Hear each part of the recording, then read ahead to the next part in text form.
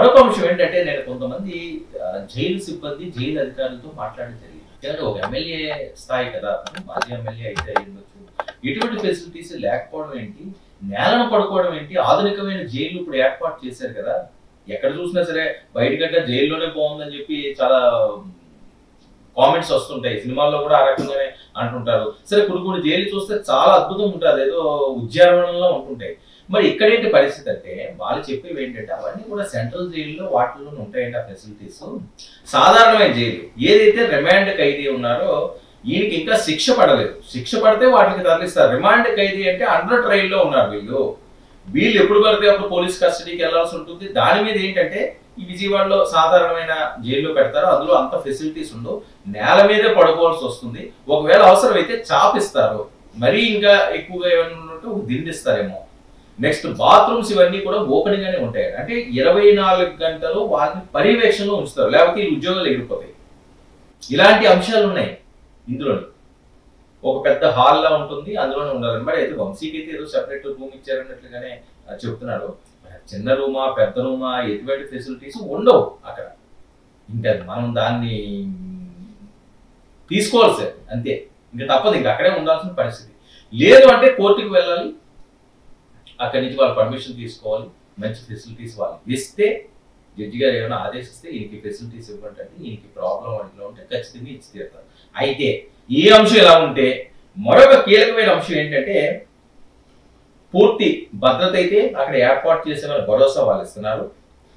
నేడు పోలీస్ కస్టడీకి కూడా వంశీ వెళ్ళే అవకాశం ఉంటుంది. ఎందుకంటే జగన్మోహన్ రెడ్డి గారు కూడా ఆయనతో ములాఖత్ అవుతారట. జగన్మోహన్ రెడ్డి గారు కూడా వెళ్తారు, ఆయనతో మాట్లాడతారు, భరోసా ఇస్తారు. ఆయనతోటి ఇది కూడా కన్ఫర్మ్ అయినట్లుగా వస్తున్న వాస్తవం. అంతేకాకుండా వంశీ అంత ఈజీగా బయటికి రాలేని పరిస్థితి ఉంది అని చెప్పి కొన్ని వర్గాలు మాట్లాడుతున్నాయి. దానికి సంబంధించిన సాక్ష్యాధారాలు కూడా పక్కాగా దొరికినాయి. ఏంటా సాక్ష్యాధారాలు అంటే సత్యవర్ధన్ కిడ్నాప్ దృశ్యాలు. ఇప్పటి వరకు కూడా సత్యవర్ధన్ కిడ్నాప్ మేము చేయలేము, చేసాము, లేకపోతే వేరే వాళ్ళు ఎవరికి నచ్చినట్టుగా వాళ్ళు మాట్లాడుతున్నారు. కానీ సీసీ కెమెరా ఫుటేజ్ ఆధారంగా చాలా కీలకమైన వీడియోస్ పోలీసులు ఆల్రెడీ సేకరించేశారు. ఇది ఇప్పుడు వస్తున్న టాపిక్. ఎందుకంటే ఈయన ఎక్కడ కిడ్నాప్ చేశారు, ఎక్కడికి తీసుకువెళ్ళారు, విశాఖపట్నంలో ఎక్కడున్నారు, సీసీ కెమెరాలు పోలీసులు తలుచుకుంటే ఏదో రాజు తలుచుకుంటే దెబ్బలకు కరువు అన్నట్టుగా పోలీసులు తలుచుకుంటే ఎవిడెన్స్ పెద్ద కష్టమా? మొత్తం లాగేస్తారు. పుట్టు పూర్వత్వాలన్నీ లాగేస్తారు. అది ఇక్కడ జరుగుతుంది. విశాఖ, హైదరాబాద్ లో కీలకమైన సీసీ కెమెరా ఫుటేజ్ల ఆధారాలన్నీ కూడా పోలీస్ చేతులకు చిక్కినాయి. అందుకనే పోలీసులు రిమాండ్ ఖైదీ నుంచి వాళ్ళు మాకు ఒక 4 రోజులు అప్పచెప్పండి, ఇంకా చాలా కక్కించాల్సిన ఉంది, ఆయన మీద ఇంకా ఇన్వెస్టిగేషన్ చేయాల్సిన అవసరం ఉంది, ఇంకా కీలక ఎవిడెన్స్ అన్ని కూడా మేము తీసుకోవాల్సిన అవసరం ఉంది అని చెప్పి కోర్టును కోరడం. ఈ రోజు దానికి సంబంధించి ఆ కస్టడీ కూడా ఇచ్చే అవకాశం అయితే ఉంది అని. ఇక అంతేకాకుండా వంశీ ఫోన్, అసలు వంశీ ఫోన్ ఎందుకు మాయమైంది, అంత మాయం చేయాల్సిన అవసరం ఏమొచ్చింది అంటే కొంతమంది మాట్లాడేది విశాఖపట్నంలోనే ఆ ఫోన్ మాయం చేశారు, విశాఖ సముద్రంలో ఫోన్ని కల్పిస్తుంటారు అని చెప్పి కూడా అనుమానాలు వ్యక్తం. ఎందుకంటే ఫోన్ ఎక్కడ బయట ఉన్నా ఈ రోజుల్లో ట్రేస్ చేసేస్తారు. సో అలాంటి ఏదో నదుల్లోనో సముద్రాల్లోనో ఎక్కడికో తీసుకెళ్ళి ఇసిరేస్తేనే తప్ప ఫోన్లు ఏవి కూడా మిస్ అయ్యే పరిస్థితి లేదు, దాని నుంచి సేకరించలేదు. కానీ ఆ నెంబర్తో కాల్ డేటా, ఏమైనా రికార్డింగ్స్ అవి కూడా ఖచ్చితంగా శోధిస్తారు, శోధించారు అని కూడా. ఎందుకంటే చాలా కాన్ఫిడెంట్ గా వీళ్ళు కస్టడీకి కోరారు అంటే బెయిల్ అయితే ఇప్పట్లో వచ్చే అవకాశం లేదని చెప్పి వస్తున్న టాకు. ఎందుకంటే అంత పకడ్బందీగా సెక్షన్లు ఉన్నాయి. మరి సెక్షన్లో ఉన్నప్పుడు ఆధారాలు ఉండాలి కదా, మరి ఆధారాలు లేవంటే ఆధారాలు కూడా పూర్తిగా సేకరించేశారు. బంగాళాఖాతంలో ఫోన్ కలిపినా అవైతే చిరుకుపో, ఫోన్ పోతుందేమో కానీ ఇన్ని రోజులు ఆయన మాట్లాడిందంతా కూడా చరిత్ర అంతా కూడా మొత్తం లాగేశారు. ఇక వంశీ ఆ డేటా ఏదైతే ముందు నేను చెప్పానో ఆ డేటా అంతా కూడా పోలీసుల చేతికి చిక్కింది. అందులో కళ్ళు చెదిరే ఊహించని విధమైన వీడియో క్లిప్పింగ్స్, అలాగే కాల్ డేటా, ఎవరెవరికి ఫోన్ చేశారో, ఎంతసేపు మాట్లాడారో, ఇది కూడా పక్కా ఇన్ఫర్మేషన్, పక్కా ఆధారాలన్నీ కూడా పోలీసుల చేతికి చిక్కినాయి. ఇందులో ముఖ్యమైన వీడియోలు వాయిస్ రికార్డులు, ప్రధానంగా వాయిస్ రికార్డులు ఎక్కువ ఉన్నాయి. ఇక సత్యవర్ధన్ రాకపోకలు, ఆయన తరలింపు, సీసీ కెమెరా రికార్డులు, పోలీసుల చేతికి హైదరాబాదు ఇంటి వద్ద నుంచి విశాఖపట్నం వరకు కూడా మొత్తం అంతా కూడా పోలీసుల చేతికి ఆధారాలతో సహా చిక్కింది. మరి ఈ నేపథ్యంలో వంశీ ఒకవేళ ఇప్పటి వరకు ఏమైనా దాస్తే అది గౌరవంగా చెప్పేస్తే బాగుంటుంది.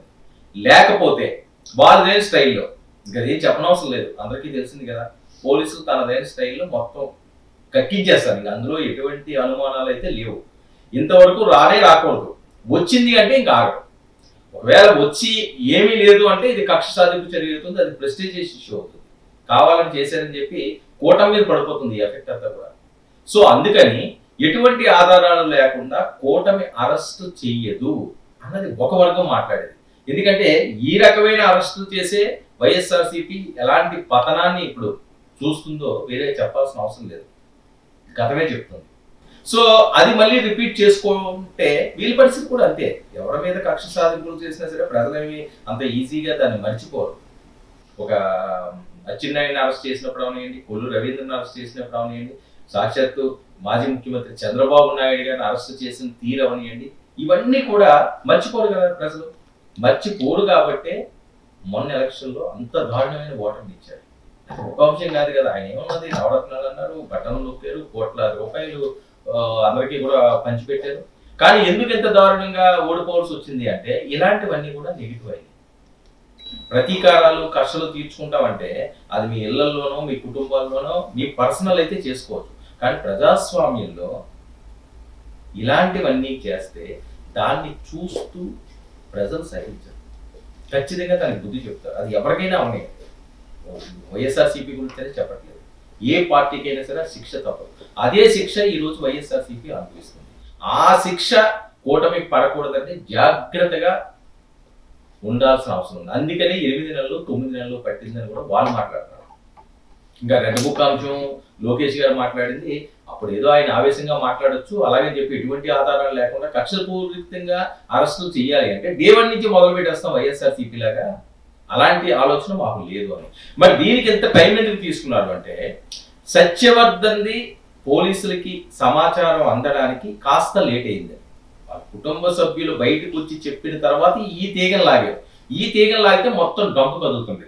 సరే ఓకే, సత్యవర్ధన్ బలవంతంగా చెప్పారా, బలవంతంగా చెప్పలేదా, ఈ అంశాలన్నీ కూడా పెడితే మరొక అంశం ఏంటి, సత్యవర్ధన్ కిడ్నాప్ చేసి బలవంతంగా ఆయనతో మాట్లాడి తను ఏదైతే ఉన్నాయో ఆధారాలకు సంబంధించి ఇదంతా నడుస్తున్న నేపథ్యంలో పూర్తిగా ఎవిడెన్స్ ని మాయం చేసే విధంగా, ఆధారాలను మాయం చేసే విధంగా వంశీ ఆలోచన చేయడం ఏంటి అంటే ఈ ఒక్క అంశమేనా, ఇంకా వేరే అంశాలు ఉన్నాయా? ఇలాంటివన్నీ కూడా చాలా కీలకంగా ఇప్పుడు పరిగణలోకి తీసుకోవడం జరుగుతుంది. ఎందుకంటే సత్యవర్ధన్ అనే అంశం ఒకటి, అది ఒకటి. కానీ ఫోన్ ఎందుకు మాయం చేశాడు ఈయన? ఫోన్ మాయం చేయాల్సిన అవసరం ఏమొచ్చింది? ఫోన్ ఎందుకు మిస్ చేశారు? ఇది కదా, అంటే ఏదో ఉంది అందులోని, ఈ ఒక్క అంశమే కాదు.